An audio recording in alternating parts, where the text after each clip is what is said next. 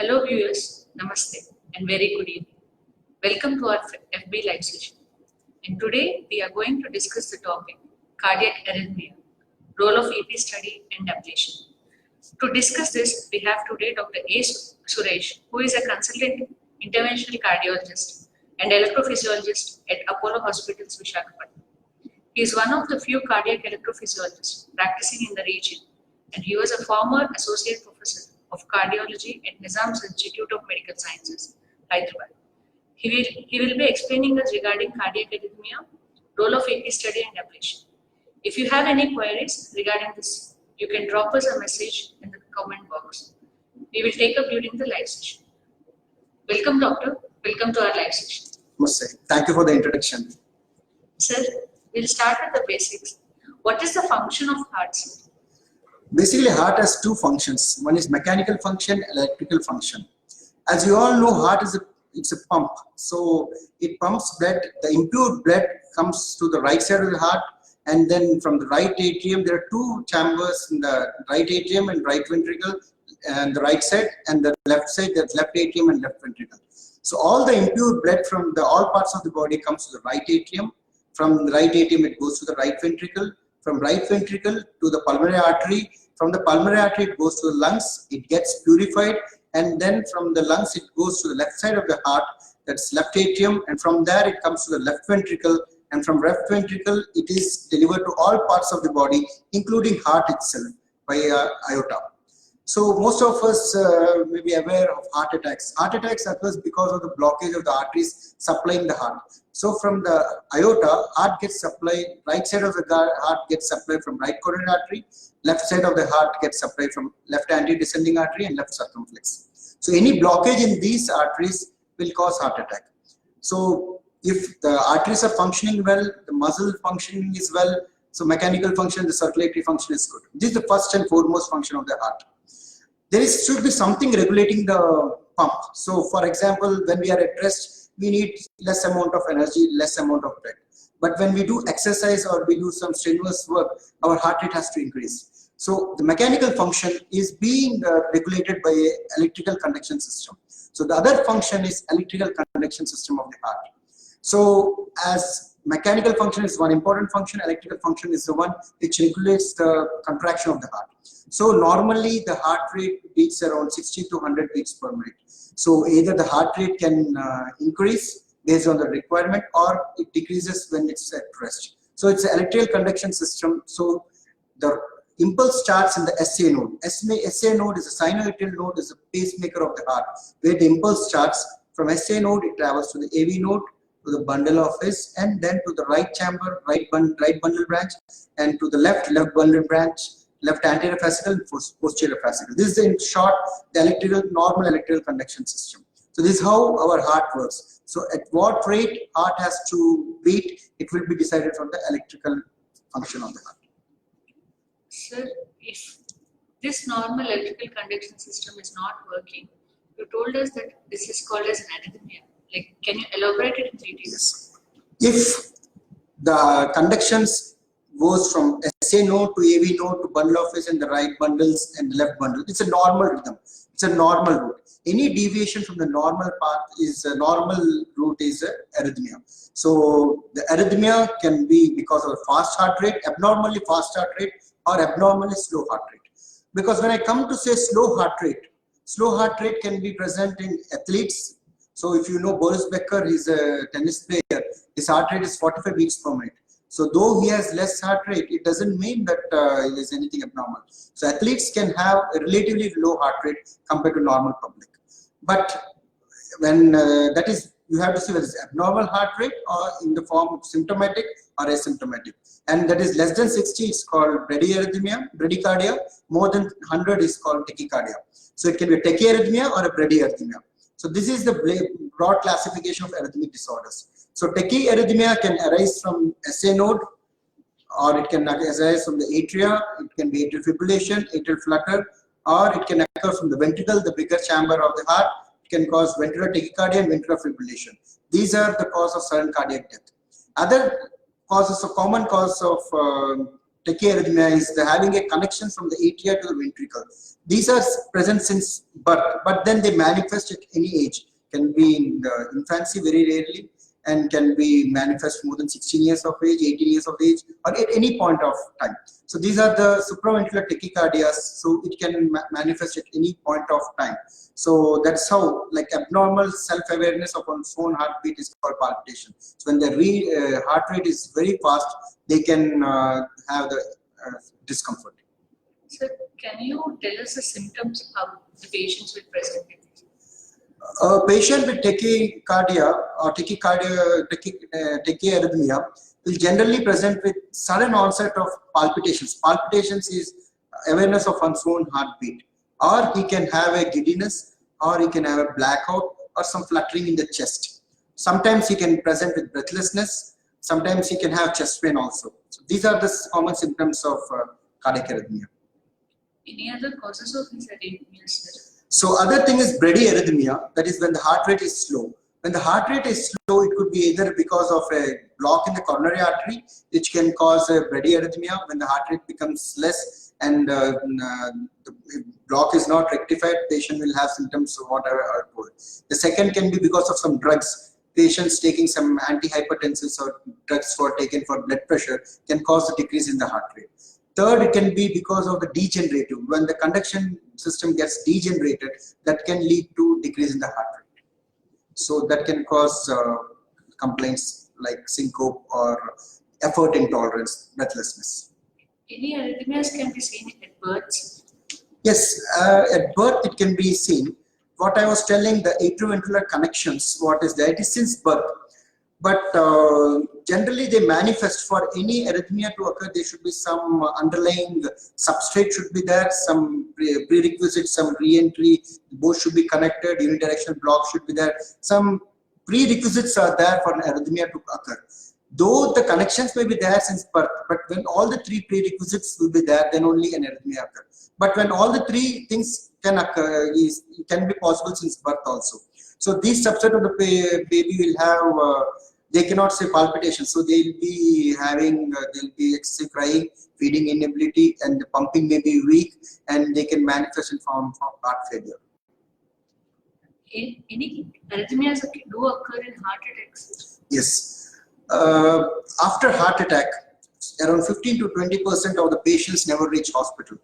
It is because of the arrhythmias, especially occurring from the bigger part of the heart, that is the left ventricle, which supplies the blood to whole parts of the body. So when there's a blockage in the coronary artery, that part of the heart is not receiving the blood supply. So from that abnormal part, you get abnormal impulses, which can lead to very fast heart rate, and there will be fall in BP, and patient can have sudden cardiac death. This is the most common cause of sudden cardiac death in heart attack patients. So one thing I would tell to the viewers is that any patient you feel like patient is having chest pain, having giddiness, and he just falls in front of you by side, when you see someone is not responding, just don't see and take selfies or take photo of him to send anyone. You do is cardiopulmonary resuscitation if you're not able to feel the pulse. You can do a lot of good by converting the ventral fibrillation into sinus rhythm. And if defibrillator is there, and you can know if it is by the help of medical personnel, if you give a cardioversion, patient can be saved. So if defibrillator is not there, it is cardiopulmonary resuscitation has to be done. You can save lives. So this is the most common and dreadful arrhythmia post heart attack. This is the most common which everyone of us has known. Other arrhythmias like atrial fibrillation can occur, atrial tachycardia can occur, though they have other relevance than the sudden cardiac death. They have the implications of embolism. So there is a question from the viewer asking how to keep heart healthy. Yes, it's a very good question. We have to keep the heart healthy by eating good, doing good exercise, and keeping all the risk factors of the heart attack. Like patient, you should have a proper diet. You check your BP regularly, see your lipids. Most of the patients or persons, when they come to the doctor, when we advise a lipid profile, they say, is it required? I am fine, I am thin, I don't have any problem. But then, until unless you see your lipid profile, you will not know. You're thin, it doesn't mean you are having a normal cholesterol. So you check your sugars, So these are the risk factors. There are non-modifiable risk factors and modifiable risk factors. Non-modifiable are the one like age, sex, and familial or genetic predisposition. This you can't do anything. But the things which we can modify, like the hypertension, diabetes, dyslipidemia, that's lipids, and obesity. And most of us are like software professionals, or we are having a sitting job. So we just stick to our computer, we don't do proper exercise. So what I would like to give to software professionals are that take a break when you're in work, do more walking when you're doing the work, like you can have after 1 hour, just move about. Don't just stick to one place and do more of activity. At least I say around 20 to 30 minutes workout, aerobic, or any simple walking, brisk walking is better a day, which makes a person healthy. And of course, avoiding smoking and alcohol and tobacco use.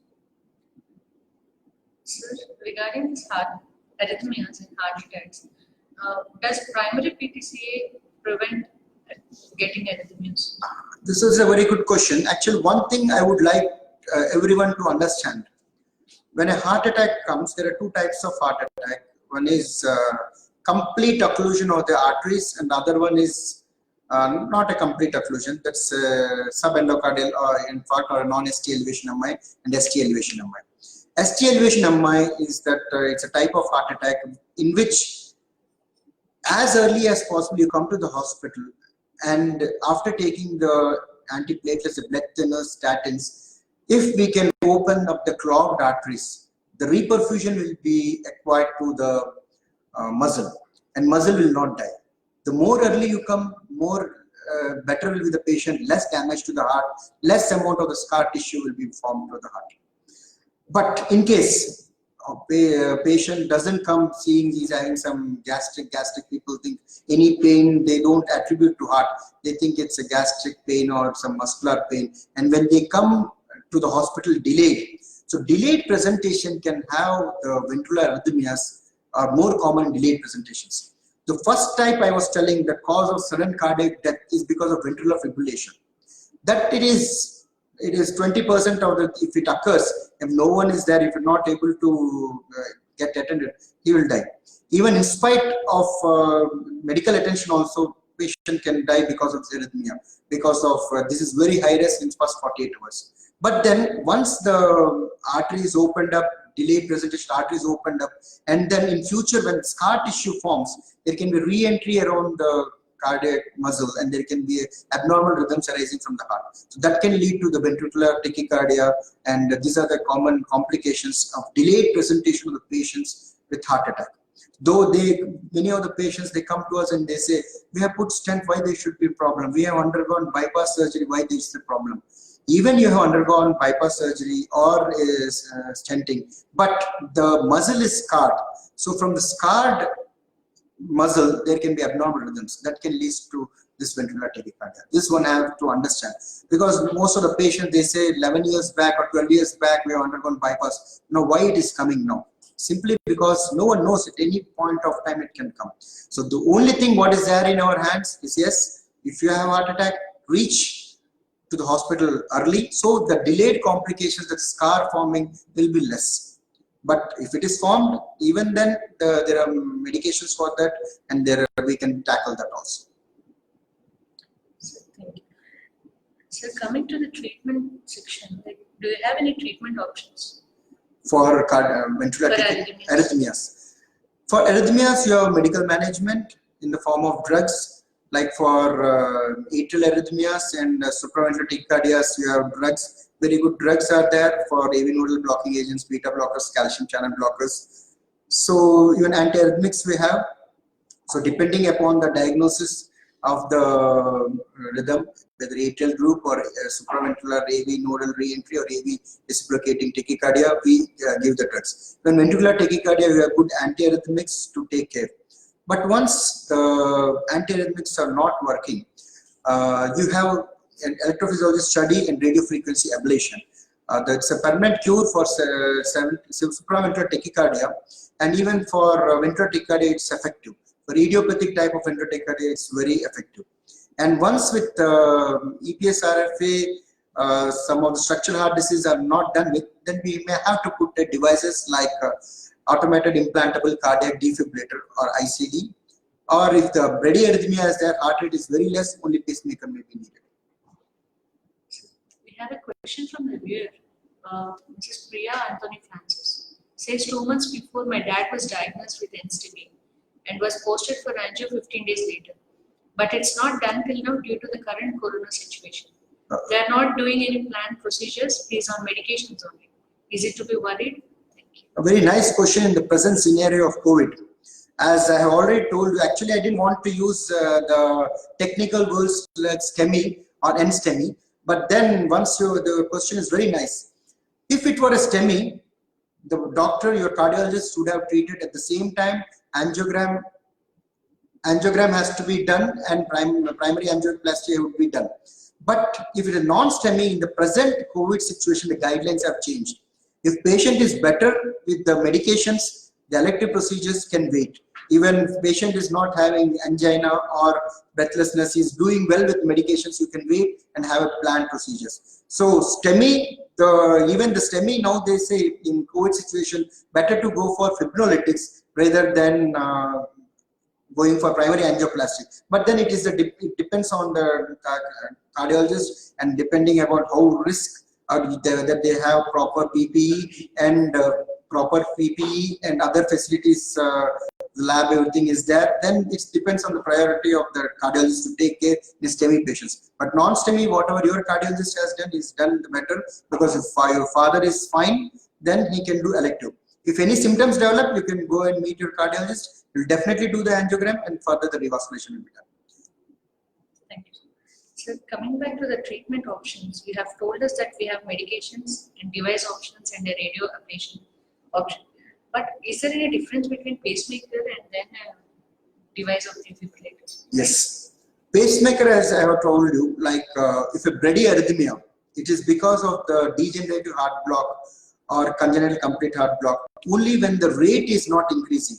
So these subset of the patients, they come out with a pre-syncope or a blackout or a syncope, or they can have effort intolerance, or they can be having breathlessness. So these patients, we need only to increase the heart rate. So for increasing the heart rate, pacemaker is okay. So pacemaker can be single chamber or dual chamber. So pacemaker is okay, which only does increasing of the heart rate. Whereas defibrillator, that is the automated implantable cardiac defibrillator, which I was referring, that has dual function, which if the heart rate is less, it can increase, and when the heart rate is more, it can decrease it either by ATP, anti-tachycardia pacing, or by giving shocks. As you said, pacemaker and ICD is an option. Then why do we suggest for an ablation? So ablation is for tachyarrhythmia. There's a fast heart rate. In a patient who's already having an implantable cardiac defibrillator, we want ICD should function minimum. As if you remember, most common cause of sudden cardiac death post heart attack is ventricular fibrillation. So if at that time I was referring even to do a CPR or giving a shock. If you don't have a defibrillator at place, if patient develops ventricular fibrillation, he will die. So you keep a ICD in case patient develops a ventricular fibrillation, then at least the life can be saved. But more you use the ICD, the battery will be depleted, and getting a shock is really the person who gets a shock, he can tell you how he feels. It's like a thunderbolt on him. So it's very uncomfortable and not a good feeling which a patient with ICD has when he gets a shock. So the target or what is our aim is to prevent recurrent ICD therapies. So ICD therapies like giving shocks, the patient should not receive shocks. So what we do in electrophysiology study, we see where from the abnormal rhythm is coming, and then we ablate that part of the abnormal segment, and the recurrence of the tachycardia will not occur, and patient will not have recurrent ICD therapy. Sir, is there any indication for ablation when patient is having already an AICD inside? Yes, that's what I was telling. Ablation is required when the ICD gives recurrent shocks or recurrent therapy. So in this is class 1 recommendation to do ablation whenever patient is having recurrent shocks of therapy. You don't want the patient to feel uncomfortable or feeling of a sense of a thunderbolt. So it feels as something heavy is put on his chest. So that's a very not a good feeling for a person. So ablation is helpful here. So it gives shocks will be decreased and the therapy of the ICD will be decreased and patient will be having a better feeling. So are there any complications with these radio frequency ablations procedure? Radio frequency ablation for there are some complications like vascular complications can occur 1 to 1.5%. The complications of blood around the heart like a pericardial effusion or a pericardial tamponade can occur in 0.7 to 0.8%. Then patient can have a CVA, that's embolic manifestations, blood clot going to the brain causing a cardiovascular, cerebrovascular accident. It can be around 0.5 to 0.6%. The other thing, if we are doing ablation for a supraventricular tachycardia and other ablation, 1% chance, if previously he was not having any device, 1% chance of a complete heart block is there. So you may require a pacemaker in 1% of the case. Any complications after this procedure? Post-procedure for supraventricular tachycardia, if at all some vascular complications, but then we keep him in hospital for 6 to 8 hours. Next day we discharge for simple arrhythmias, there's not much complication. Post-procedure, okay, delayed complete heart block can occur, but so if it is there, the patient comes back, but it's rare phenomena.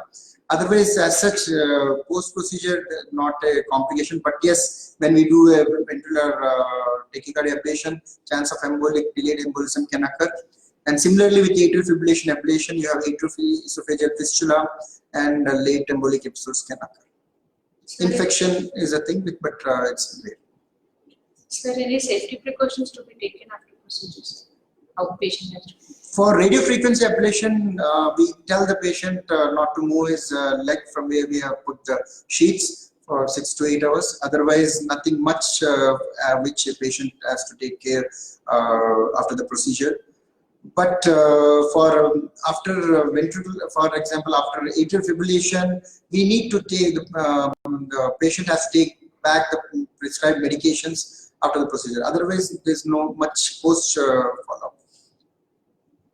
Sir, do they have to use medications after the procedure? So that's what I was telling. Like in supraventricular tachycardia, when you do ablation, post procedure you don't need to use any medications. Like you don't need rate decreasing AV nodal blocking agents or antiarrhythmics for supraventricular tachycardias. For atrial fibrillation, if the result is very good, up to 3 months we give. Sometimes we may stop, but then if there is the chance of recurrences are there that we can do during the procedure, then we may start some rate lowering drugs or antiarrhythmic.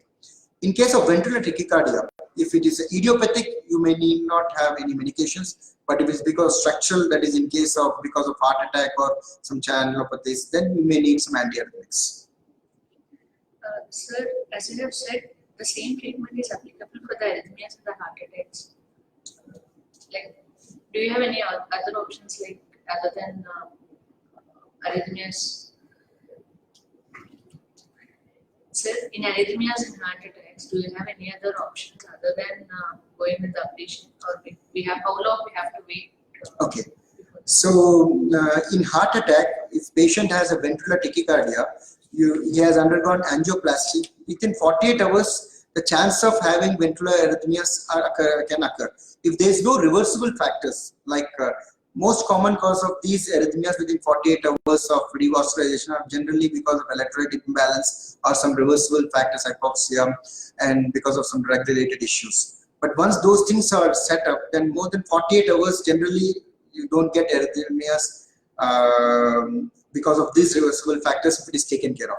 But in spite of taking care of these reversible factors, more than 48 hours of complete revascularization, you have arrhythmias, then patient may need an ICD, antiarrhythmics, accordingly the drugs, yes, he may need it.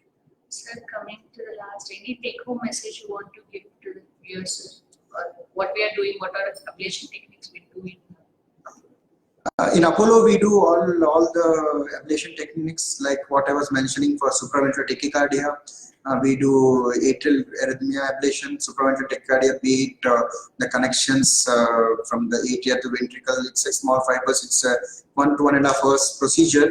We do it in Apollo Visakhapatnam, and we do ventricular tachycardia ablations.